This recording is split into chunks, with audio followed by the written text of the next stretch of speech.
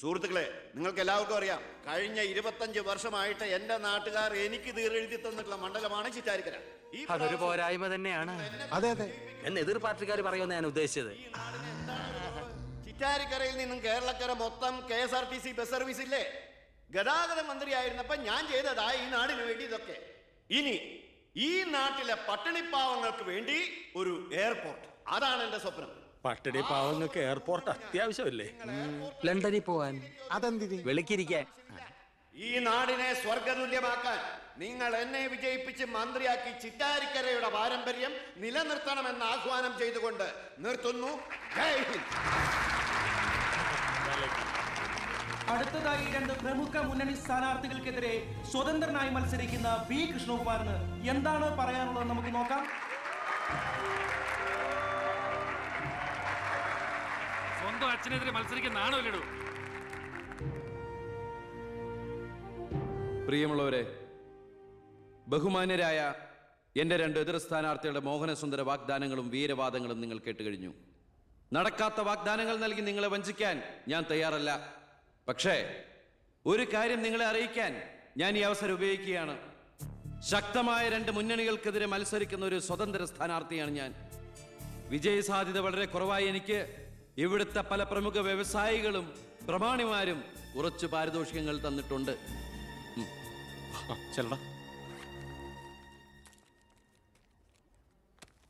ഇത് 5 ലക്ഷം രൂപയുണ്ട്. നമ്മുടെ മുന്നിലിരിക്കുന്ന നന്മ നിറഞ്ഞ ശ്രീ ചാണ്ടിച്ചൻ സംഭാവനയായി തന്നതാണ് ഈ തുക. ഇത് 3 ലക്ഷം വ്യവസായ പ്രമുഖൻ കോശിയുടെ വക. ഇത് 2 ലക്ഷം അബ്കാരി നമ്പീശന്റെ വക. ഇത് 1 ലക്ഷം കോൺട്രാക്ടർ സരസന്റെ വക. വിജയ സാധ്യത ഒട്ടുമില്ലാത്ത എനിക്ക് ഇത്രയൊക്കെ കിട്ടിയിട്ടുണ്ടെങ്കിൽ വിജയത്തിന്റെ തൊട്ടടുത്ത് നിൽക്കുന്ന എന്റെ എതിർ സ്ഥാനാർത്ഥികൾക്ക് എത്രയൊക്കെ കിട്ടി കാണും. ഈ ചിറ്റാരിക്കരയുടെ അഭിമാനമായ സന്മനസ്സുള്ള ചാണ്ടിച്ചൻ പറയണം, താങ്കൾ എത്ര രൂപ സംഭാവനയായിട്ട് കൊടുത്തു എന്ന്. ആ നല്ല മനസ്സ് ജനങ്ങളൊക്കെ ഒന്ന് അറിയട്ടെ എന്ന്. ജനാർദ്ദനം പിള്ളയ്ക്ക് 10 ലക്ഷം, മേനോൻ സാറിന് 20 ലക്ഷം അല്ലേ? സത്യമാണ്, നുണ പറയല്ല. പണം പിടിച്ചു. Thank you Chandichan. കർത്താവ് തരുന്നു, ഞാനത് കൈനീട്ടി വാങ്ങിക്കുന്നു. എങ്ങനെയുണ്ട്? ടിവിയിൽ വരുക. കേട്ടല്ലോ, ഇതുപോലെ എത്ര ലക്ഷങ്ങൾ ഇവരുടെ കൈകളിൽ എത്തിക്കാണും. അതിവിടെ വെളിപ്പെടുത്താൻ ഈ സ്ഥാനാർത്ഥികൾ തയ്യാറാണോ?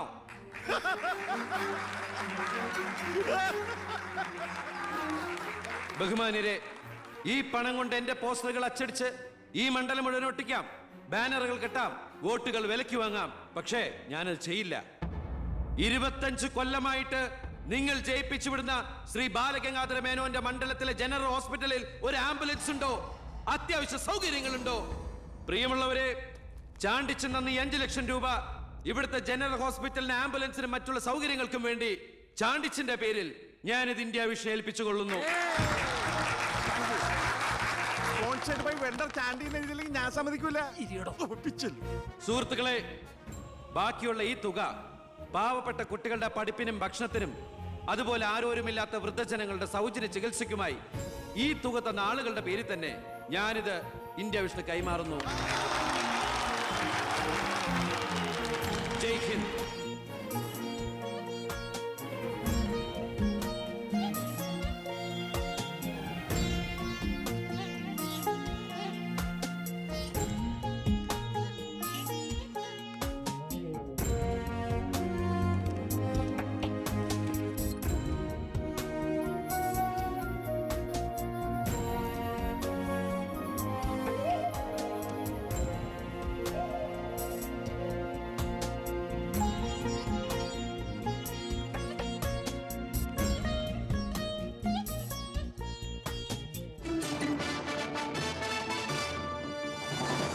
പന്ത്രണ്ടാം നിയമസഭയിലേക്ക് നടന്ന വാശിയേറിയ തെരഞ്ഞെടുപ്പിൽ 72% വോട്ട് രേഖപ്പെടുത്തി.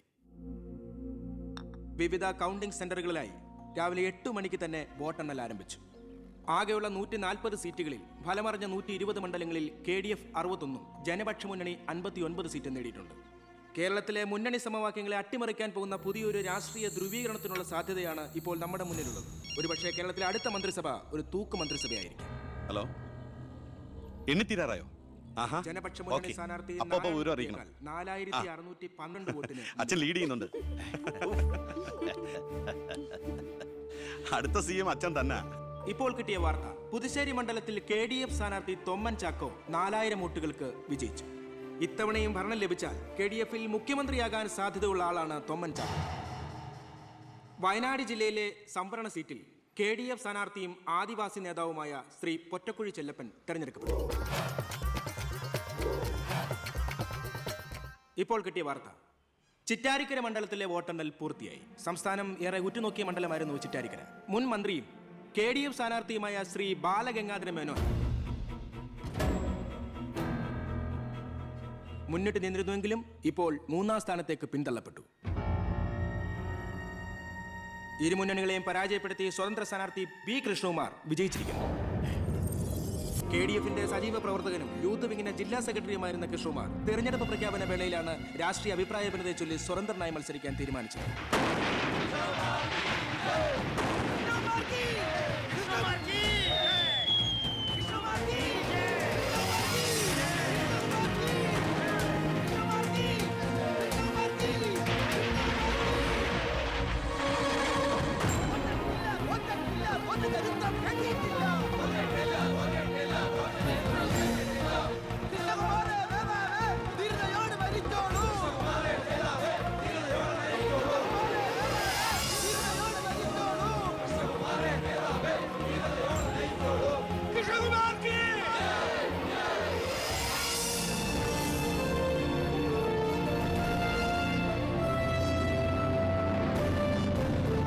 നമസ്കാരം. പ്രധാന വാർത്തകൾ.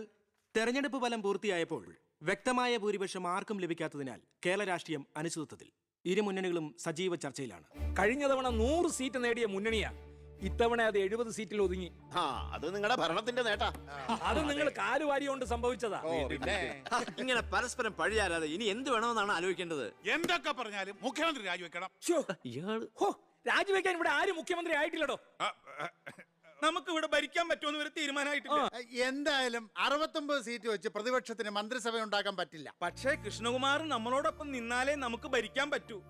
എന്നാലേ 71 തികയൂ. കൃഷ്ണകുമാർ അതിന് തയ്യാറാവോ? സീറ്റ് കൊടുക്കാത്തതിന്റെ ദേഷ്യം കാണില്ലേ? ഞാൻ ഇതിനെക്കുറിച്ച് അവനോടൊന്ന് സംസാരിച്ചു. അവൻ ഇങ്ങോട്ടൊന്ന് വരാമെന്ന അർത്ഥസമ്മതം മൂളിയിട്ടുമുണ്ട്. മേനോൻ മത്സരിക്കണ്ട, മോൻ മത്സരിച്ചാ മതിയെന്ന് ഈ മേനോനോട് ഞാൻ 100 വട്ടം പറഞ്ഞതാ. താ കേട്ടില്ല. അതെന്റെ രാഷ്ട്രീയ തന്ത്രം. നിന്റെ മകനെ നിർത്തിയിരുന്നെങ്കിൽ പ്രതിപക്ഷം പറയും മക്കൾ രാഷ്ട്രീയമെന്ന്. അച്ഛന്റെ പിൻബലമില്ലാതെ മക്കൾ സ്വയം വളരണം. അവനത് തെളിയിച്ചു. അതിനുവേണ്ടിയാ ഞാൻ എതിർത്തത്. വരണം വരണം വരണം.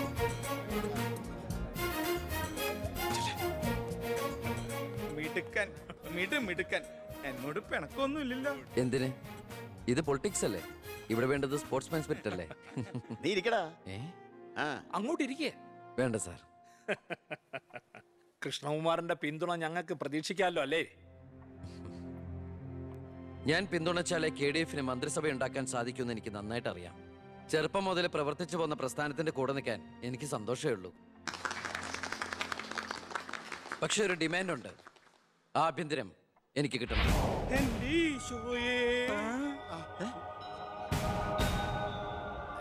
ഞാൻ ആ കാര്യം പറയാനിരിക്കായിരുന്നു. Home minister ആകാനോ? അത് നടപ്പില്ല. മന്ത്രി ആകണമെങ്കിലേ വകുപ്പിനെ കുറിച്ച് അറിയണം, പ്രവൃത്തി വരികയോ വേണം. ആരതൊക്കെ പഠിച്ചിട്ട് ഇവിടെ മന്ത്രിയാണത്? ദിവാരേട്ടൻ ഗതാഗത മന്ത്രിയായിട്ട് ഇരുന്നിട്ടില്ലേ? പണ്ടങ്ങോ ബസ്സിൽ കയറിയതാണോ പ്രവൃത്തി പരിചയം? വണ്ടി ഓടിക്കാൻ അറിയോ ദിവാരേട്ടന്? വേണ്ട. ആക്സിലേറ്റർ ക്ലച്ചും ബ്രേക്കും തിരിച്ചറിയോ? ഇല്ല. ദായിരിക്കണേ കിഴിപ്പുള്ളി സാറ്. പണ്ട് വിദ്യുച്ഛക്തി വകുപ്പ് കൈകാര്യം ചെയ്തിരുന്ന ആളല്ലേ? ഒന്ന് ചോദിച്ചോട്ടെ, ഈ വിദ്യുച്ഛക്തി എങ്ങനെ ഉണ്ടാക്കുന്നേ? അത് വെള്ളത്തിന്ന് ആണോ? പിന്നെന്താ വെള്ളത്തിൽ തൊട്ട ഷോക്ക് അടിക്കാത്ത? പറയാൻ അതൊക്കെ എന്തിനാ നമ്മൾ അറിയുന്നേ? സ്വിച്ച് ഇട്ടാ കറണ്ട് വരുന്നുണ്ടോ? അത് മാത്രം അറിഞ്ഞാ മതി. അതറിയില്ല. യവൻ പറയുന്നതിലും കാര്യമുണ്ടെന്നേ. പിന്നെന്താ ഷോക്ക് അടിക്കാത്ത?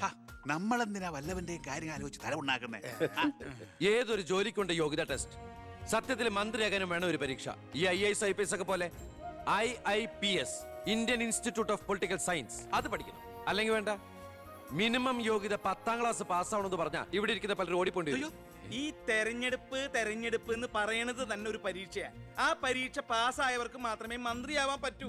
അതൊരു പരീക്ഷയല്ല സാറേ, പരീക്ഷണമാണ്. ഇവനെങ്കിലും ശരിയാവോ എന്നുള്ള ജനങ്ങളുടെ പരീക്ഷണം.